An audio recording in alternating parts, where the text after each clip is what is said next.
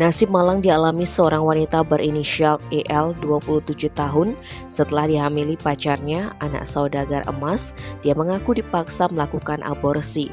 Lantaran tidak ada titik temu, pria berinisial F 28 tahun dilaporkan ke unit PPA Satreskrim Polresta Denpasar atas tindakan percobaan pembunuhan. EL membeberkan kasus tersebut didampingi kuasa hukumnya, Siti Sapura, di Denpasar Kamis 2 Februari. Mewakili kliennya, Siti Sapura mengatakan pihaknya melaporkan F pada Desember 2022 atas dugaan percobaan pembunuhan atau percobaan aborsi. Penyidik telah memeriksa keterangan EL dan akan memanggil dokter yang sempat diminta untuk melakukan aborsi di klinik. Pengacara yang juga aktivis perempuan dan anak ini menerangkan sejatinya tak ingin memenjarakan F. Pihaknya menunggu itikat baik pria pemilik toko emas di Jalan Hasanuddin Denpasar itu dan memintanya bertanggung jawab dengan mengakui anak yang dikandung EL sebagai anaknya, serta membuatkan akte kelahiran bagaimanapun caranya. Jika tidak, proses hukum akan berlanjut. Sementara itu, EL menceritakan dia berpacaran dengan F sejak 2018 hingga akhirnya EL hamil pada 2021. Tapi saat dikomunikasikan dengan F, respon pria itu dirasa tidak baik. Bahkan dari awal berusaha mencari cara untuk mengakhiri kandungan tersebut melalui temannya yang seorang bidan. EL diminta minum obat-obatan untuk menggugurkan kandungannya. Namun EL tidak mau. Kemudian ia dipertemukan dengan kedua orang tua F. Sayangnya respon yang didapat sama saja. Kedua orang tua F meminta EL untuk mengaborsi dan bersedia mencarikan dokter terbaik dan paling mahal untuk melakukannya. Wanita itu tetap tidak mau. Lalu diadakan pertemuan antara orang tua EL dan orang tua F untuk mencari jalan tengah yang terbaik, tetapi hasilnya buntu. Sempat tidak ada komunikasi antara kedua belah pihak, tetapi berselang 2 bulan, F datang menemui EL, mengajaknya kontrol kandungan.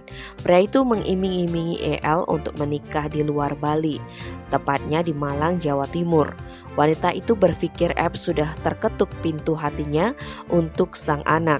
Namun setelah 2 minggu, F berubah pikiran lagi dengan mengatakan agar mereka menikah di KUA di Bali. Karena saat itu keadaan kandungan EL mulai membesar, maka dirinya mengiyakan tawaran tersebut. Setelah surat untuk diajukan ke KUA lengkap, berkas milik F malah ditahan oleh ayahnya dan diberi solusi agar menikah siri saja. Hal itu membuat EL stres dan syok hingga 4 kali mengalami pendarahan. Setelah berembuk dengan keluarga, EL menerima permintaan nikah siri. Mirisnya saat diadakan pertemuan dengan pihak F yang membawa pengacara untuk membahas pernikahan siri tersebut, topik yang dibahas malah berbeda lagi. Pihak F meminta tes DNA saat anak itu lahir. Jika terbukti, baru F akan bertanggung jawab. Tindakan tersebut tentu membuat EL dan keluarganya sakit hati. Singkat cerita, setelah sang anak berjenis kelamin perempuan lahir, ayah EL mengajak bayi itu bertemu keluarga F guna melakukan tes DNA. Tapi tak ada orang di rumah F, hanya pembantunya. Berikut pengacara F menemui orang tua EL untuk membahas tes DNA dan kedua pihak mengatur jadwal lagi. Ironisnya saat bertemu kembali, pengacara itu langsung menawarkan uang 100 juta rupiah tetapi ditolak ayah EL. EL pun mengambil langkah dengan mengadu ke P2TP2A Denpasar untuk menemukan solusi. Saat dilakukan mediasi, pihak F tetap tidak mau mengakui anak tersebut dan tidak mau tes DNA. Mereka hanya bersedia memberi uang 150 juta rupiah dengan dalih tali kasih, tapi intinya putus hubungan atau minta jangan ganggu pihak mereka lagi.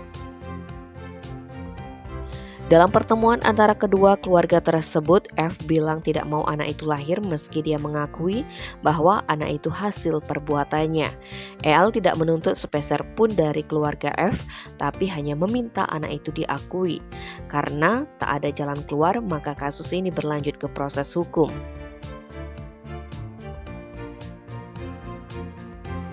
Tim Bali Express melaporkan.